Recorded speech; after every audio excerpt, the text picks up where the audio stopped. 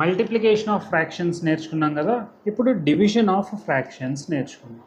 Okay, division of ఫ్రాక్షన్స్లో ఒక whole నెంబర్ని ఫ్రాక్షన్తో ఎలా డివైడ్ చేస్తాము, ఆర్ఎల్స్ ఒక ఫ్రాక్షన్ని హోల్ నెంబర్తో ఎలా డివైడ్ చేస్తాము అనే విషయం మాట్లాడుకున్నాం, రైట్. సో ఫస్ట్ ఒక హోల్ నెంబర్ ఉంది, 12 అనేది హోల్ నెంబర్, డివైడెడ్ బై 3/4 అని రాస్తున్నారు. ఇప్పుడు నువ్వు 12 డివైడెడ్ బై అంటే హోల్ డివైడెడ్ బై, కింద నెంబర్ ఎంత రాయాలి, 3/4 రాయాలి.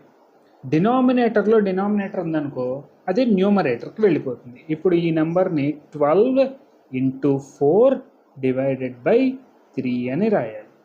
ఓకే, సో 12 3 టేబుల్లో ఎన్ని టైమ్స్ క్యాన్సిల్ అవుతుంది, 4 times. 4 4s are 16 is the answer for this question. అలాగే ఇంకో క్వశ్చన్ చూద్దాం, ఇంకో ఎగ్జాంపుల్.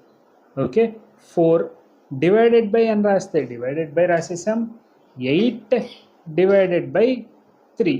డినామినేటర్లో డినామినేటర్ న్యూమరేటర్కి వెళ్తుంది, కరెక్ట్.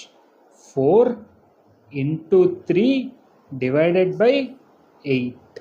ఇప్పుడు 4 టేబుల్లో 8 క్యాన్సిల్ చేయొచ్చు, ఎంత, 4 2 టైమ్స్. ఇప్పుడు నా దగ్గర ఉన్నది 3/2 అనే ఒక ఇంప్రాపర్ ఫ్రాక్షన్. ఇప్పుడు దీన్ని మిక్స్డ్ ఫ్రాక్షన్లో కన్వర్ట్ చేద్దాం. 2 1 టైమ్ 2, ఇంకా reminder 1 1/2. 2 1s are 2 + 1 3/2. 1 1/2 is the answer for this question. Okay.